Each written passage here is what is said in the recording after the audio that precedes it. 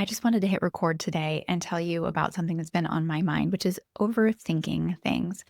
I don't know what it is about right now, but the last couple of weeks I have felt really trapped in overthinking, and it's something I've struggled with a lot throughout my life. And I think it's really familiar to a lot of scientists, to be honest. Whether it's your job search, whether it is your career, whether it's outside of your career, for me, it's kind of everything. And I don't know if it's looming end of the year goals that yet to accomplish or what, but I have been struggling with it. So I thought I would take a minute, tell you about some of the tools that I use when I get stuck in overthinking cycles. So today you're going to walk away with why your brain gets stuck in planning mode instead of execution mode, what the actual cost is. I like to call this the overthinking tax. And this might be missed interviews or opportunities that expired while you were just thinking about them, getting stuck in planning mode and realizing that weeks have gone by without doing. This is all very familiar to me. I want to tell you about my specific strategy for different types of overthinking and maybe my broad strategy for getting yourself out of that cycle if you find yourself in it, which is a 5-step process that I've taken from a combination of career coaching, executive coaching, and therapy. Most of you know me, but I'm Karina. I have a PhD in biochemistry, and then I transitioned into talent acquisition, where I've been for the past 12 years, helping baby biotechs hire great talent. And most recently, I have launched the Biotech Career Coach so that I can help folks make the transition into biotech and also get promoted and really amp up their careers. And I want to tell you about my own overthinking tax before I jump into things. So I can tell you from experience, I think there's a little bit of perfectionism that comes along with the personality type that maybe goes this deep into science. Generally, we are really good at things. So we've been maybe the top of our class. We've always been the best at school, academics. And then I don't know if it's just me, but when something's a little out of my comfort zone, that is a little bit scary. Like I might not be great at that. And that tends to mire me in overthinking. My personal overthinking tax has cost me things like landing a new client that I really should have just jumped all over, but maybe I just overthought the proposal and they went with another vendor. True story. How about not sending networking messages because you're kind of nervous? Maybe you're a little in awe of the person you'd like to network with. So you just don't send the message. I don't know if I missed an opportunity there, but I probably did. How about the version of that career where maybe you could have started 6 months ago on a project or in a new role? Those are all things that I'm personally guilty of with my overthinking tax. So think about that for you. What maybe hasn't happened for you that you wish had happened because maybe you were a bit slow to mobilize on the actual activities required to get something going? First, I want to talk about what overthinking might be costing you and how you might diagnose it. And I am guilty of probably all of these things, to be honest. But how about erratic networking? On LinkedIn, I will see people, including myself, do a lot of things on LinkedIn, get really active, maybe make some posts on their homepage, and then also do some networking, right? And then go silent for weeks. And I'm guilty of this. It takes a lot of mental energy for me to do that. It's scary to press publish on a post, and it's scary to press send on certain networking messages, especially if I'm a little in awe of the person I'm reaching out to. And that makes me really anxious. And then I will muster up the courage. I'll do it for a little while and then I'll stop. What about really beautiful materials that you've created that nobody's ever seen because you're just nervous to show them, like a beautiful resume sitting in a folder that you have not submitted to an application, or a really great slide deck, but you're just really nervous because maybe it says something bold and you are scared to put that out there? If you have a beautiful work product somewhere, but nobody's seen it, it's really not doing you any good. Maybe you're always a little late to the party.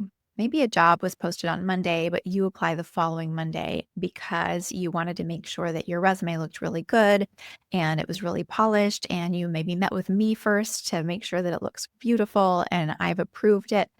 And by that point, maybe they already have a slate of candidates. And so you've kind of missed that boat.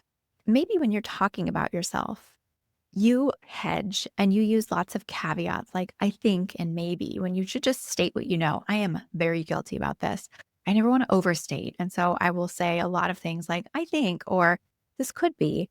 And that is weak hedging language. That is a symptom of overthinking. You know, you don't think, you know. Changing the language patterns can also just make you feel more confident about making decisions and moving forward. So it's a little psychological trick. And what it feels like inside your head. Ah, inside my head. That's a fun place. Maybe you're always in research mode, but pretending it's strategy.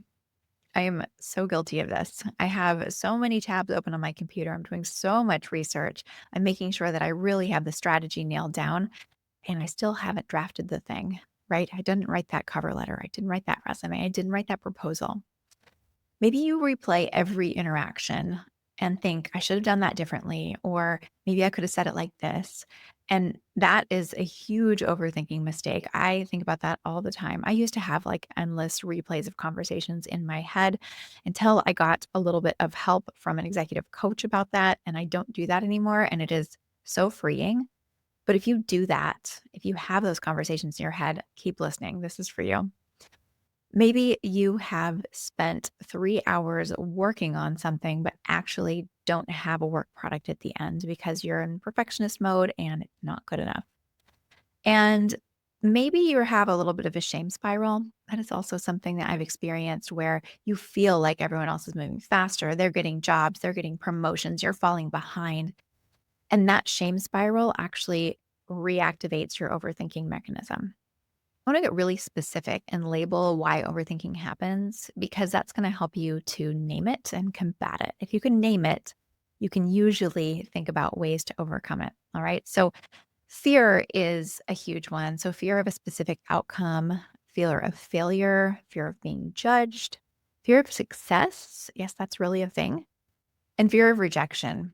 All right. Those are the main fear categories. So when we talk about fear of failure, this is really common with us overachievers who really have not failed much in our lives, right? We have been the top of our class. We have gotten into the grad school we wanted. We have done all the things and not failed. And the thing is, like, if you're on the job market right now, this market sucks and you're seeing a lot of rejection. And that's hard and it leads some people to shut down. So, what to do instead? You're going to treat rejection as market data. It's just a message that didn't land, right? This resume format didn't quite work, or that company wasn't the right fit. Then you can apply that as a learn instead of a lose to your next application or your next try at something. One thing to overcome this and just get used to that feeling of rejection, especially in the job search. So I'm going to sort of treat this specifically for a job search at the moment, because that's where you're going to get most rejection at this time in your career, most likely. Apply to 3 times as many jobs as you really think you want to. So instead of 10, apply to 30. Like, get the volume so that you can take the learnings away from this and you can start to iterate on your resume, the types of jobs you're applying for. The higher the number you have, the better you can start to treat it as data. If you just apply to a few roles and get a few rejections, that is a bad feeling, but it's not data. So scientists love data. So that's a really nice way to feel like you are now in control of that. It's not failure, it's learning, it's market research. And I need enough data points to be able to take away some good findings. Okay. Expect most attempts to fail. That's how job searching works, right? You might get one offer after 10 interviews, and they may not be all panel interviews. I'm hoping if you're making it to the panel interview stage, you're getting an offer out of 3 panel interviews. You're probably going to need to do 10 screening interviews with someone like me to get through to 5 hiring manager interviews, to get through to 2 or 3 panel interviews, and to get that offer. So, how can you do that faster and iterate faster? You need to get the numbers up, right? That's one way to just take that bull by the horns and overcome the fear of failure, is to really just embrace it as research.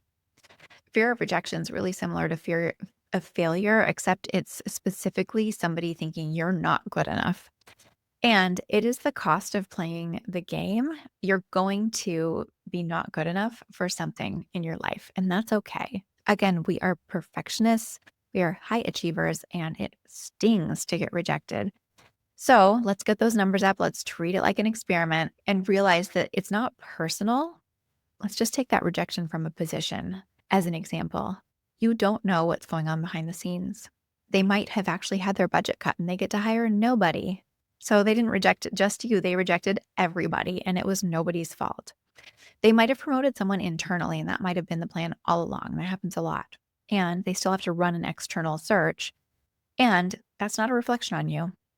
They might have wanted someone with a more specific background, something that you just didn't have through no fault of your own because you're an awesome expert someplace else. So I just want to normalize that rejection happens a lot in job searching, and it happens as you're moving through your career too. You may not get the promotion you think you deserve. You may get passed over for one reason or another. And really understanding that it's not always about you personally is so important. And to reframe that again into, okay, what did I learn from this? And how can I take this and move forward? The fear of being judged. This is fun. We all think everybody's watching us all the time and thinking about us all the time. And reality is they're all thinking about themselves, not you. But that doesn't make it easy to overcome that feeling, right? So, in order to overcome this, pick three people whose opinion actually matters to you. Not all the people out in the world, the people you perceive are thinking about you, judging you, talking about you. They're probably not. Think about the folks that you can really count on to be honest with you and that you care what they think. Maybe it's your former PI or a mentor, a colleague you respect. So think about those three people and then make moves that would make that little group of people proud and just ignore everything else, right? So, would they be proud of you if you took action on one small thing today? Like you went out and you applied for a job that was a little bit scary for you to apply for. Yeah, they'd be proud. They'd be thrilled. Think about them. Don't think about everyone else. Also, stop optimizing for this imaginary hiring manager who's judging your every move. They're really not thinking about you. I just can't restate that enough. Nobody cares about you. And it's really freeing to just know that, embrace it, and move on with your life. And finally, I want to talk about the fear of success because this is something that people laugh at. Like, how can you fear being successful? It's really, really problematic because it's insidious and you don't even know what's happening. Again, as high performers, we get really wrapped up in success. And as we have more and more success that builds on itself, the stakes get higher and they feel scarier. And so sometimes, as you're going for a promotion or a more exciting role, something with a higher title, more responsibility, that all seems wonderful. And in your body, it can feel really scary because what if you then fail? What if you succeed in getting that role, but you can't live up to it? The pressure's too high, the stakes are too high. That's a really scary place to be. So, what we can do instead is get really specific about what sustainable success looks like. Not just going for the higher title, but really mapping out what does that look like for you in your life and how can you be comfortable in that success.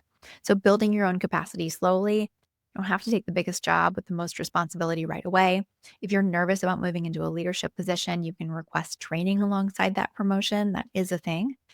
And be honest with your manager, with your interviewers about what you actually love doing, what you're very good at, and where your growth areas are. Because if you're honest about those growth areas and you've put that out on the table, they're going to know, okay, there's going to be a little bit of a ramp up period in these areas. And all of that seems really scary to put out there because they might not pick you. But honestly, I love it when a candidate's really upfront about what they're excited to learn in a role. That gives me a good idea of where they actually do need some extra training and how I'm going to keep them happy because I want them to be employed here for years. And the only way I'm going to get that longevity with that candidate is to provide them growth opportunities. So don't feel like you have to do it all or be perfect on day one. That's way too high stakes. Think about what sustainable success looks like. Another major reason people overthink things is that their self worth is tied to their job, thinking you are the job. But you are not the job. You're separate from what you do. You're a whole person who happens to work in biotech. Just thinking, where were you before this career? What do you care about outside of work? And where do you want to be in 10 years? What would you do if money wasn't a factor? A lot of us would still be in science if money wasn't a factor. So you are not your job. You are a scientist. You are a biotech professional. But those are not the only things you are. So if you remove that, it sort of removes that paralyzing fear that if the job goes away, you go away. Another reason for this overthinking cycle is how much information we have access to right now. It is alarming that we can just type in a prompt and have deep research go and pull just a staggering amount of information about literally anything we want to learn right now. And that kind of leads to analysis paralysis, at least for me. I love learning. That's actually one of the core principles of everything I do. That's my North Star. I love learning things. And I would be so unhappy in a job where I wasn't learning things. And yet the flip side is it is paralyzing sometimes. So if you're drowning in advice and articles and things like that, Put a limit on what you're actually consuming. Pick one strategy, follow it for 3 months, and see what happens. Don't keep searching for the right approach while you're executing on the current one. This is such a trap, and it's something I have repeatedly fallen into. So don't feel like you're alone here. I really think as scientists, we are comfortable getting in and iterating quickly. And it sometimes means that we try too many things at once. So, for job searching, for instance, if you have a strategy that you're excited about that you think is going to work, commit to it and put blinders on and try not to consume way too much more information beyond that.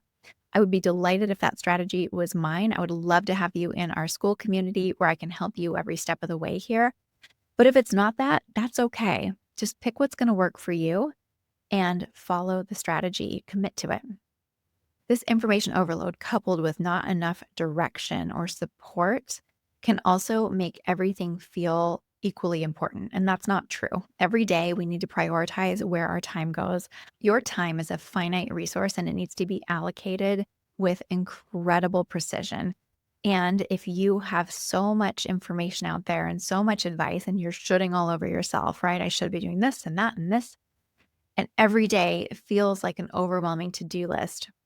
My strategy is every morning to pick one thing that's going to move the needle today, not 5 things, not 10 things, just one, and make sure that that is done before anything else. You can pick a few other things to complement that. So I like to do my main adventure, which is going to be the one most important thing I'm going to finish today. And then I do some side quests. And I really love the terminology here. I sort of gamify my day, right? I'm going on an adventure. And you can think of your adventure as like the main plot. But if you think about most movies or video games or anything like that, you've got your big goal. And then your character might go on a few little side quests, as I call them, to go do something else.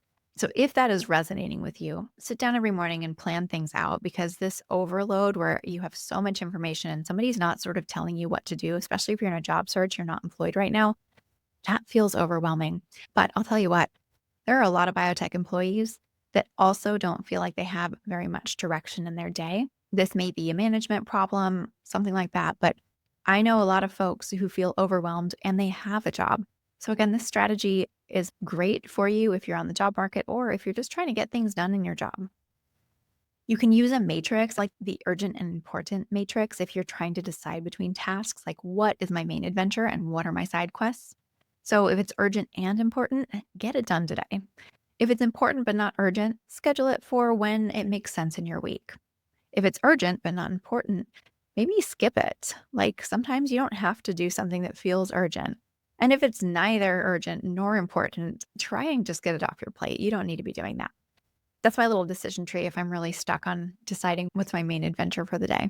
For us scientist types, I already mentioned this, but this perfectionism is really insidious. This need for control. Like we've always been great at things. And so therefore we feel like we have to be perfect. In myself, I see like this doesn't feel ready to send, doesn't feel good enough, right? And so I have had a lot of great executive coaching and also therapy. Those go hand in hand. Sometimes they're the same thing. I swear my executive coach occasionally feels like a therapist, maybe more than occasionally. And so I have this motto I adopted. It's don't let perfect be the enemy of done. Sometimes you just need to press send. Not everything needs to be perfect. A couple of things that help with this, for me at least, are time blocking, making sure that I give my tasks a finite piece of real estate on my calendar and I stick to it and it is sent, it is done at the end of that block. That takes into account Parkinson's law, which basically says that the time it takes to do a task will expand to fill the time we give it. If you think back to school days and you had a paper due, if the paper was due tomorrow, it was going to get done that night. If it was due in 2 weeks, it was going to take all 2 weeks to get done. Same paper, different deadline, same outcome. It was done, but one took 2 weeks, one took one night. I always live by this. And then I also find that accountability is key. Telling a friend that you are going to be accountable for the following goals this week and then checking back in with them. In our community, we have an accountability thread where people post their goals every week and then check back in to see if they're done. I try and comment on the goals and just say, hey, did you get this done? And I don't know about you, but I feel really guilty if I don't get my goals done on that board. It's so silly. Again, I don't think all of you are out there judging me because I've had coaching and therapy about that. And I know you're more concerned about yourselves than me. But psychologically, I think that you are because I have stated I will get something done. And if I don't get it done, you're all going to laugh at me. So I love that accountability board. It helps me a lot. I know it helps some of you. I've seen that in action. So, a little accountability goes a long way when it comes to things feeling like they're not ready to send because you are being a perfectionist. Perfectionists also try and eliminate all of the risk. And look, it's risky being out here in the real world, applying to jobs, going for promotions. Like you might get rejected. We already talked about that, and it hurts. So, getting yourself outside of your comfort zone, out of that bubble, is one way to sort of expand your capacity for risk and you decrease that perfectionist urge. Now, I spend a lot of time planning things out. And I have to bring up this quote attributed to Abraham Lincoln because I worry that people have taken it too far. I certainly have. I'm going to read this. Give me 6 hours to chop down a tree, and I will spend the first 4 sharpening the axe. So this is what everyone quotes when they're talking about how important it is to plan out your strategy for doing a project. And yes, that is important. It is important to plan because that's going to cut down a little bit of your doing time. Some people, me included, occasionally take this to the extreme and we plan way too much. So, for every hour I spend on planning, research, polishing materials, I now try to spend an hour in action. Okay. Not 4 hours sharpening the axe and 2 hours cutting. That's 2 hours of planning for every 1 hour of doing. I try and do 1 to 1 now. So I feel confident that I have planned sufficiently and I'm getting right to the executing. The fourth trap here in the perfectionist category is setting really rigid standards for success, thinking that success is only achieving the outcome. So, success is only getting the role or getting the promotion. What you can do instead is measure learning and how many at bats you're taking. So, how many times you're applying for roles, how many times you're having great meetings with your manager, thinking about what you can control and then doing more of that. So if you track things like the application sent, networking messages sent, conversations with your manager had, feedback received, how many interviews you've had, don't track how good you felt your performance was because that is going to bring you down. Be a scientist and track what you can actually measure. That's going to help you to adjust your standard for success. And you're going to also reframe what action looks like. Action isn't achieving the final goal.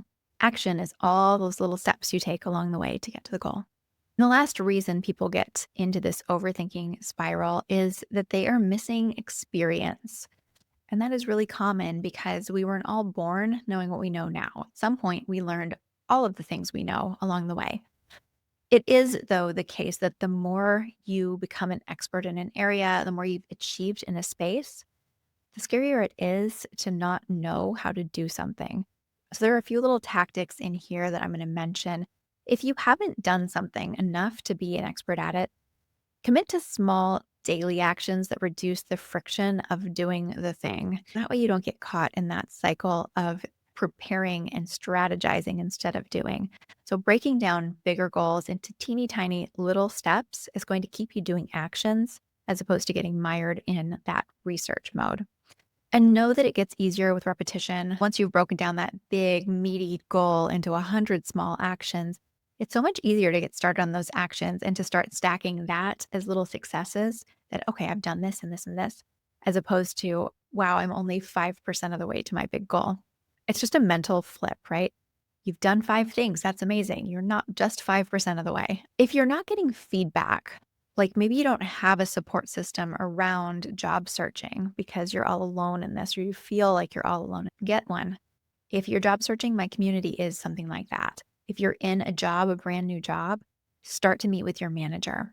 If you're in a new hobby, get a coach or a team, right? People exist out there to give you feedback and start to set up regular feedback cycles.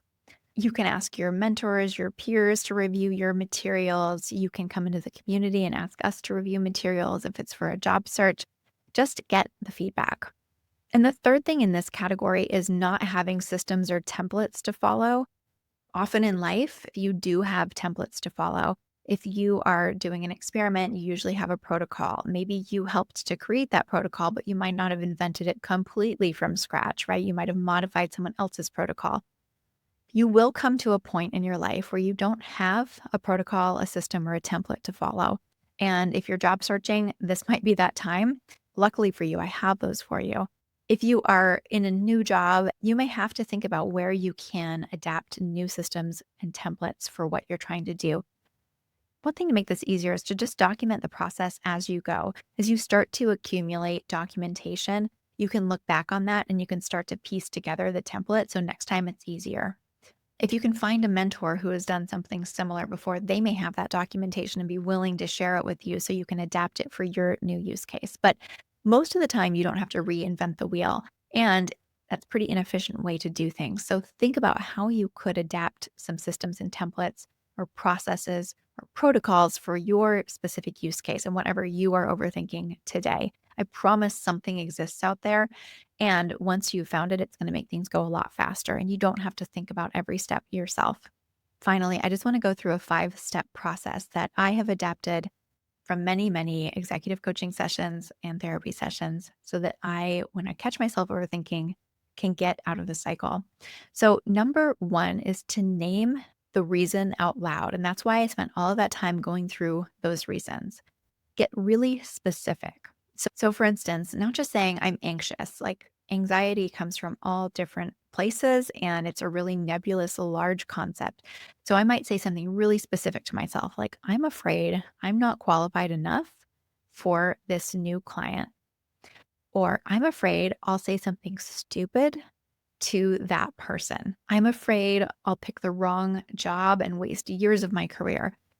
So, really get honest with yourself and name the fear. Go through this podcast and think about the why. Are you afraid because it hurts to get rejected? Are you afraid because you don't have the skills? You don't know the framework? Are you afraid because this feels risky? All of these things, once you say them out loud, can be overcome. Next, you need to separate yourself from the outcome. You are building a career. You're not defined by this one application, this one interview, or this one job. This is just one move in a really long game. It's one data point in an experiment, and it matters, but it's not everything. Step 3 is to pick one priority for today. Just start there. This is not your whole career, it's just today. What is one thing you can do in the next 24 hours that would move your career forward? Whether it's your job search, your career, you can identify that thing. So, an example might be finish and submit 3 applications.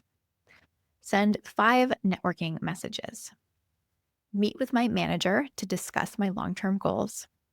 What's one thing you can do that will really move the needle for you?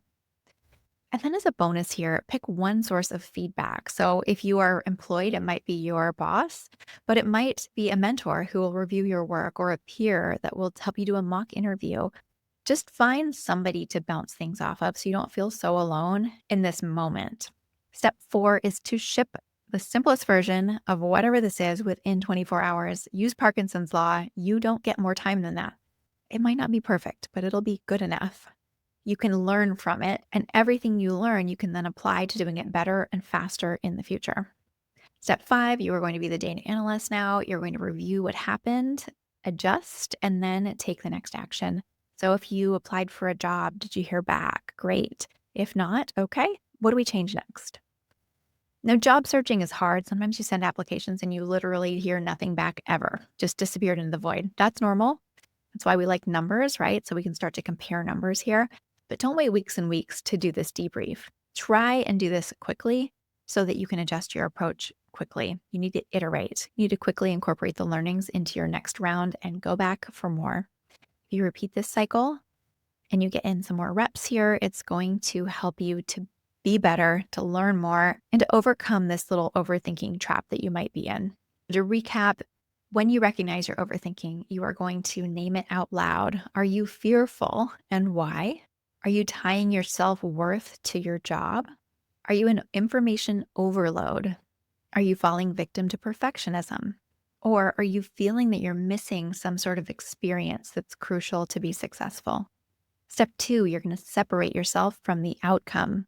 Step 3, you're going to pick one priority for today. Step 4 is you're going to set a time limit and do it, ideally within 24 hours. And step 5, you're going to debrief and review what happened and incorporate your learnings. Pair every action with a way to check if it worked. This is how we design experiments in the lab. So just bring a little bit of that out of the lab and think about how you can be a scientist in your own life. And here's what I think is going to happen for you. Within a week of taking imperfect action every single day, you're going to start to see results. You are going to be further along in your journey and you are going to know what works. You're going to stop guessing, you're going to stop overthinking, and you're going to build the muscle of doing hard things every single day, even though they're not perfect in your mind. And I know I've mentioned my community a few times here. I'm really bullish on it. I think it's a great place to help to get these reps in, to get some of this accountability and feedback, and to feel like you have a community of people who are also just doing the same stuff as you. So if you are out there all by yourself, overthinking, come to our school community and overthink with us. We're all in there overthinking together and hopefully getting better at not overthinking, at being less perfect. But you'd be in good company there because we're all cut a little bit from the same cloth. The reason I recorded this episode is I see this a lot from our community members and I see it in myself. So come on in, the water's warm, and I hope this was helpful. And I hope that you can take something from this in your own struggle, whether it's in a job search, a career, or your personal life. I overthink things personally too, and apply it this week to make your week just a little bit better. Bye for now.